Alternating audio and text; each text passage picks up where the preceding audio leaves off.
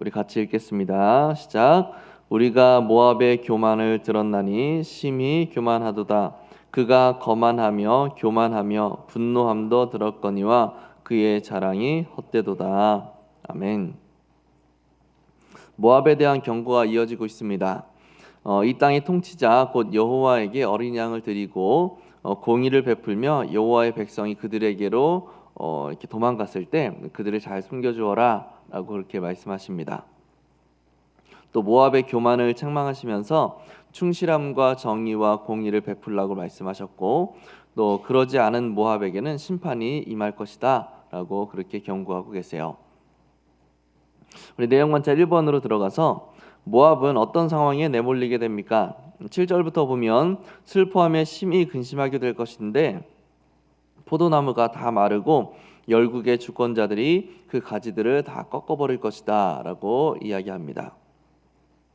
또 모압의 여름 실과와 농작물에 즐거운 소리가 그쳤고 기름진 밭에서 즐거움과 기쁨이 떠나버렸고 포도원에는 노래와 즐거운 소리가 없어지겠고 틀에는 또 포도를 밟은 사람들이 없을 것이다.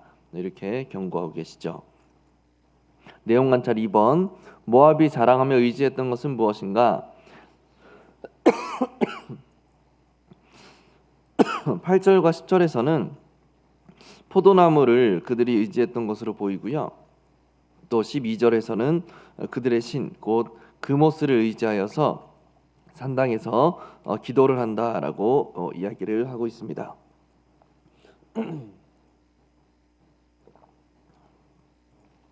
네, 그러면 우리 연구와 묵상으로 바로 넘어가서요. 모압의 교만과 우상 숭배가 연결되는 이유는 무엇인가? 교만이라는 것은 큰 틀에서 보면 주제 넘은 자찬이나 자만하는 것, 이런 것을 교만이라고 합니다. 그러면 이런 교만이 우상 숭배와 어떻게 연관이 되겠는가? 오늘 본문에서 모압의 상황을 좀 유추해 보자면 나름 풍성함을 누리고 있었던 것으로 보입니다. 6절에서는 모압이 스스로 자랑한다라고 이야기를 하죠. 본인들이 잘 살고 있다라고 이제 드러낸다라는 거예요. 8절에서는 모압의 포도나무 가지가 야셀에 미쳐 광야에 이르고 그 싹이 자라서 바다를 건넜다라고 해요. 그들의 풍요로움이 굉장했다라는 것을 이야기하는 거죠. 9절에서는 모압의 여름 실과와 농작물에 즐거운 소리들이 넘쳐난다고 이야기를 하고, 또 14절에서는 모압이 영화롭고 큰 무리와 같다라고 그렇게 이야기를 하죠. 모압은 지금 상당한 풍요를 누리고 있어요. 그리고 그 주변 민족들에게도 어느 정도의 영향력을 끼치고 있는 상황입니다. 그런데 중요한 것은 이렇게 자신에게 주어진 그 풍요와 그 힘의 근원을 그모스 신을 위하여 피곤하도록 봉사하고 기도했던 자신들의 공로에서 찾는다는 거예요. 내가 이렇게나 열심히 그모스를 위해 봉사했으니 이런 풍요가 주어졌다라는 겁니다. 우리가 이렇게나 열심히 그모스에게 기도를 했으니 모압 민족이, 우리 민족이 복을 받아서 강대한 힘을 갖게 되었다라고 생각을 하게 됐다라는 거예요. 핵심은 무엇입니까? 그모스를 섬긴다라는 것 자체가 아니라 그모스를 섬기는 자신들의 공로를 자랑한다라는 거예요. 사실 이것은 모압 족속뿐만 아니라 우상을 섬기는 모든 민족이 보이는 태도입니다. 우리는 하나님의 은혜에 감사함으로 봉사하고 섬기는 거죠. 그것이 하나님께서 우리에게 요구하시는 신앙인의 태도입니다. 감사함으로 섬기는 거예요. 하나님의 은혜를 주셨기 때문에 우리가 그 은혜에 반응하여서 감사함으로 섬기는 거예요. 그런데 우상을 섬기는 자들은 아니에요. 다른 종교를 섬기는 자들은 그게 아닙니다. 다른 원리예요.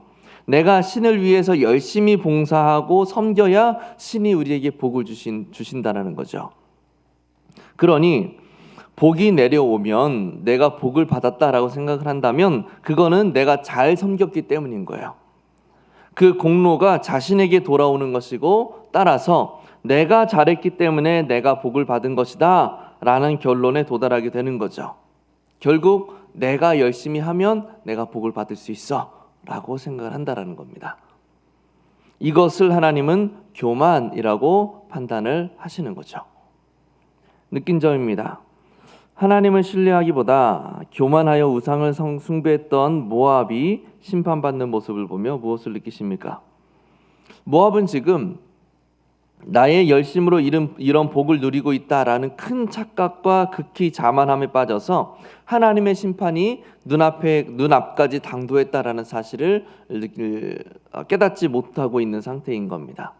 만약에 심판이 임해도 우리가 앞에서 이스라엘이 하나님의 심판이 임해도 우리가 그걸 극복할 수 있다라고 생각했던 것처럼 이 모압도 충분히 그렇게 생각할 거예요. 만약에 심판의 메시지가 임한다고 해도 우리가 그 모습을 더 열심히 섬기면 우리에게 더 큰 복이 임할 거야. 우리가 그 심판도 다 이겨낼 수 있을 거야. 그렇게 생각을 하겠죠. 왜냐하면 이미 그들이 누리고 있는 이 풍요로움, 이 힘은 자신들이 잘 섬겼기 때문에 주어졌다고 생각을 하니까. 그들은 여전히 자만하며 여전히 자신의 공로를 자랑하면서도 그것이 옳다라는 생각 가운데 어떠한 문제점도 발견하지 못한다라는 겁니다. 적용으로 넘어가서 우리의 모습을 한번 살펴보겠습니다. 질문을 좀 바꿀게요. 하나님 앞에서 나의 공로를 주장했던 경험이 있으십니까? 하나님 앞에서 나의 공로를 주장했던 경험. 예를 들자면 너무 많죠. 내가 얼마나 기도했는데 이렇게까지 응답을 안 해주시나? 내가 헌금을 얼마나 했는데 교회가 나에 대해서 이런 태도를 가지면 되겠나? 내가 교회를 얼마나 섬겼는데, 내가 봉사를 얼마나 했는데, 라는 이 단서. 하나님 앞에서 내가라는 단서를 붙이는 그 순간, 그건 하나님의 은혜가 아니라 나의 공로를 앞세우는 것이 되는 거예요. 그 어떤 것도 하나님의 은혜보다 앞설 수 없습니다.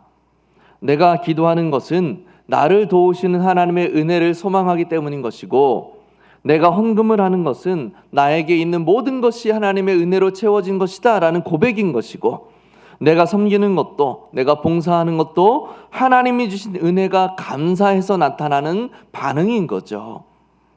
그러니 내가 교회에서 어떻게 했다, 내가 무엇을 했다라는 그 모든 것은 그 은혜 앞에서 아무런 의미가 없는 겁니다. 그냥 감사해서 하는 거예요. 그런데 우리는 하나님의 은혜보다 내가 했던 것들이 더 큰 의미를 지니게 되는 때가 있다라는 겁니다. 이것을 하나님은 교만이라고 말씀을 하시는 거죠. 그렇다면 결단으로 넘어가서 이런 교만의 모습을 벗어버리기 위해서 우리는 무엇을 결단해야 되겠습니까? 이런 교만의 모습을 벗어버리기 위해서 우리의 섬김의 자리를 점검해 보면 좋을 것 같아요. 내가 지금 예배를 드리는 근거는 무엇인가? 내가 어떻게 해서 예배를 드리게 된 것인가? 내가 이 부서에서 섬기고 있는 이유는 교육자들이 하도 부탁하니까 어쩔 수 없이 하는 것인가? 마지못해 섬기고 있는 것인가? 아니면 하나님이 주신 사명이라 생각함으로 감사하면서 섬기고 있는 것인가? 내가 헌금을 하고 봉사를 할 수 있게 된 근거는 무엇인가? 우리가 신앙생활을 하면서 모든 것에 그 근거를 명확하게 세워야 되는 거예요. 내가 왜 이걸 하고 있는 것인가? 우리 마음에 불평이 쌓일 때는 더욱 그 근거를 잘 찾아야 됩니다.